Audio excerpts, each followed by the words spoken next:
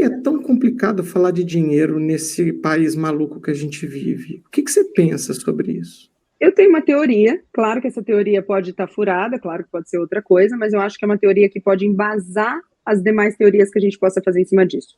Mas assim, nós fomos colonizados por portugueses que chegaram aqui e raparam tudo que podiam e seguiram tirando proveito de tudo que podiam, e nós, né, o povo que estava aqui, deixou.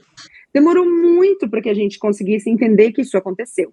Mas além disso, muito cedo, a questão política trouxe para a gente a perpetuação dessa forma de agir. Então, o político deveria ser o nosso empregado, mas a verdade é que todo político que está lá, ele trabalha primeiro em benefício próprio. E quando eu falo próprio, não é só dele, é da própria família, da própria comunidade ou da própria galera que o elegeu. Então, e isso para mim é uma coisa intrínseca da natureza humana. Por isso que eu sou tão avessa à ideia do altruísmo inconsciente. Eu acho que somos todos, aliás, deveríamos ser todos egoístas conscientes, porque o egoísmo não é pensar só em você, mas é pensar primeiro em você. E aí é justamente por não fazer isso que ao longo do tempo, conforme a gente foi vendo as pessoas abusando e tirando proveito e crescendo nessa linha, né, de comportamento, junto com isso, essa ideia do, olha, eu não posso querer para mim, e eu vejo que quem tem muito foi uma pessoa que quis para ela e explorou alguém para ter isso, eu acho que a gente montou, então, um pensamento de que todo mundo que tem muito fez algo assim, ou explorou alguém, e isso é um pensamento muito, muito derivado de Karl Marx, por exemplo, de que o acúmulo de riquezas é feito através da exploração de outra pessoa.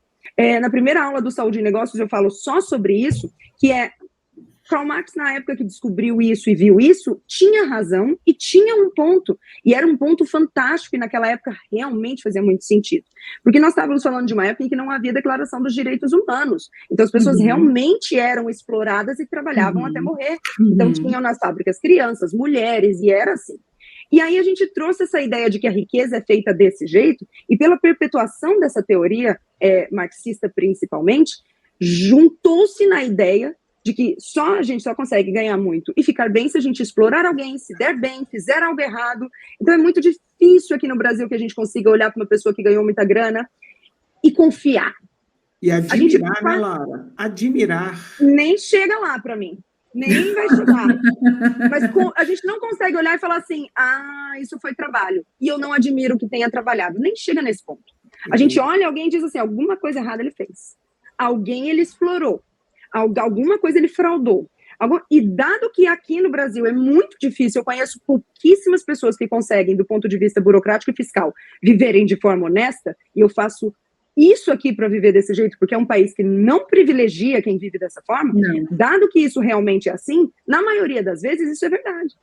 Então, além de ter essa percepção, a pessoa depois descobre, olha lá, o fulano paga mal os funcionários, olha lá, ele dá tudo sem nota, olha lá, ele fraudou imposto de renda. Então, para mim, isso cria uma ideia na cabeça das pessoas de que não é legal ganhar dinheiro, não é bonito.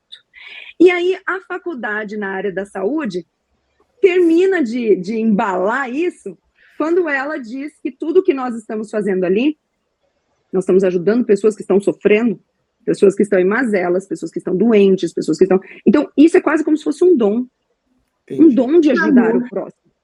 E aí, assim, você não pode cobrar pelo dom. É feio cobrar pelo dom. Então, eu penso que você entra na faculdade com tudo isso na cabeça. Ganhar muito dinheiro é errado, porque eu terei que explorar alguém. Além disso, o que eu tenho é um dom de ajudar pessoas. Então, se a pessoa vem para mim e diz, olha, eu estou tratando um câncer, você diz, como que eu vou cobrar essa pessoa que está tratando um câncer? E eu lembro que eu falei uma frase para uma secretária que eu treinei, que foi uma excelente secretária que eu tive tempos atrás, e eu lembro que eu falei isso para ela, no primeiro dia dela, eu disse para ela, vou te falar uma frase, essa frase vai te parecer extremamente cruel, fria, e você não vai entender agora. Você vai entender essa frase daqui 6 meses. Aí eu olhei bem nos olhos dela e falei assim, todo mundo está com câncer. Entenda. Você fala, gente, é porque é todo mundo. Todo mundo tem um tipo de câncer. Aqui é câncer, aqui é lúpus, aqui é tal, mas todo mundo tem uma dor. Se eu for não cobrar pelo meu trabalho para poder solucionar essas dores, eu vou fazer isso de uma forma extremamente ineficiente, que é, eu posso não ter muita grana e querer não cobrar de alguns pacientes ou de metade dos meus pacientes, porque a maioria é de metade, porque eles não cobram retorno. Então tem a ideia de que de metade dos pacientes as pessoas já não cobram. Então, assim, eu posso fazer isso achando que eu estou ajudando, ou eu posso fazer eu posso cobrar o meu trabalho de forma correta e posteriormente conseguir ajudar de forma muito